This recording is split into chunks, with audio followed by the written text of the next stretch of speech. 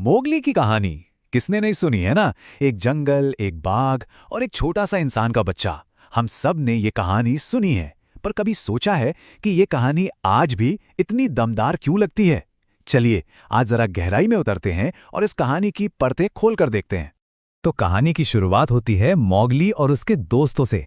यहीं से समझिए मंच तैयार हो रहा है। और कहानी शुरू होती है एक बिल्कुल शांत दिन से। जंगल में सब कुछ ठीक है, सुकून है।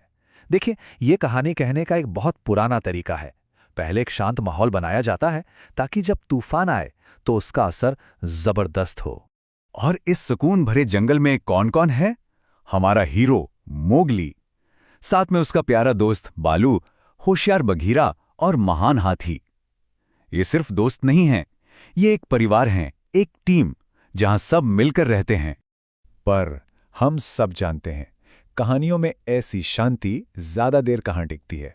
अब आने वाला है कहानी में वो मोड़ जो इस पूरे सुकून को एक झटके में तोड़ देगा। तो सब कुछ शांत था। कहानी हमें बार बार ये एहसास दिलाती है कि सब शांत है और ये जानबूझकर किया जा रहा है, क्योंकि इसी सन्नाटे के बीच एक खतरा दबे पांव आ रहा है। तभी अचानक जंगल में, रुकिए, ये जो ठहराव है ना, ये तूफान से पहले की शांति है। हम सब जानते हैं कि बस अब कुछ बड़ा होने वाला है। दिल की धड़कनें तेज हो जाते हैं। और फिर दहाड़, बस एक आवाज, और इसी एक आवाज के साथ एंट्री होती है कहानी के विलन की, शेर खान। उसका इरादा बिल्कुल साफ है, वो डर का राज कायम करना चाहता है। और यहीं से कहानी का असली मजा शुरू होता है। देखिए, दो रास्ते सामने आते हैं। एक तरफ बालू है जो कहता है लेकिन वो बहुत ताकतवर है, ये है डर का रास्ता। और दूसरी तरफ है समझदार बघीरा जो कहता है ताकत से नहीं, समझदारी से जीतेंगे। यही है कहानी की असली लड़ाई, ताकत बनाम अक्ल। तो अब सवाल ये है कि जंगल क्या करेगा? क्या वो शेर खान की ताकत के आगे झुक जाएगा या मिलकर उसका सामना करेगा? और जैसा कि हम उम्मीद करते हैं, वो चुनते हैं दूसरा रास्ता, एकता और समझदारी का रास्ता। और इस मुश्किल घड़ी में लीडर बनकर कौन सामने आता है? बुद्धिमान हाथी। वही एक प्लान बनाता है। और ये बात बहुत गहरी है कि जब सब एक साथ होना तो कोई भी लीडर बन सकता है, जरूरी नहीं कि वो सबसे ताकतवर ही हो। अच्छा, तो प्लान क्या था? जरा देखिए कितना कमाल का प्लान है।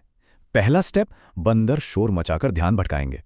फिर हिरण भागकर शेर खान को अपने पीछे लगाएंगे। शेर खान गुस्से में उनका पीछा करेगा और सीधा जाल की तरफ बढ़ेगा। मतलब हर किसी का एक रोल है, ये बिल्कुल एक टीम की तरह काम कर रहा है। एक भी गलती हुई और सब खत्म। तो जाल बिछ चुका है। अब हम कहानी के क्लाइमैक्स पर हैं, वो पल जब सब कुछ दांव पे लगा है। अब पता चलेगा कि ये प्लान असल में काम करता भी है या नहीं। तो क्या होगा?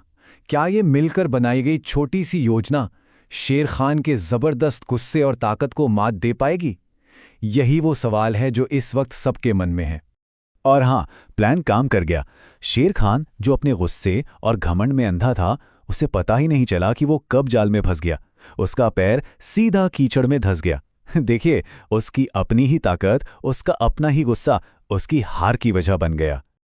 और ठीक इसी जीत के पल में मोगली वो बात बोलता है जो इस कहानी का दिल है। वो कहता है, जंगल में डर नहीं, दोस्ती और एकता राज करती है। ये सिर्फ एक लाइन नहीं है, ये वो सच है जिसे उन्होंने अभी अभी साबित किया है। तो लड़ाई तो खत्म हो गई, शेर खान हार गया, पर कहानी का असली मकसद अब सामने आएगा। आखिर इस पूरी कहानी से हमें क्या सीख मिलती है? तो कहानी का निचोड़ क्या है? पहली बात, शेर खान अपनी हार मान लेता है और बदलने का वादा करता है। दूसरी, जंगल में फिर से शांति लौट आती है। और तीसरी और सबसे जरूरी बात, कि जब हम सब एक साथ होते हैं तो बड़ी से बड़ी प्रॉब्लम भी छोटी लगने लगती है। और मोगली इस पूरी सीख को एक आखिरी लाइन में समेट देता है जो हमेशा याद रह जाती है, जब तक हम साथ हैं कोई हमें हरा नहीं सकता। ये सिर्फ एक डायलॉग नहीं है, ये एक विश्वास है जो इस पूरी कहानी को ताकत देता है। तो कहानी खत्म होती है, पर अपने पीछे एक बहुत बड़ा सवाल छोड़ जाती है। क्या सच में ऐसा है कि जब तक हम साथ हैं कोई हमें हरा नहीं सकता? ये सवाल सिर्फ उस कहानी के जंगल का नहीं है, ये हम सबकी दुनिया का सवाल है।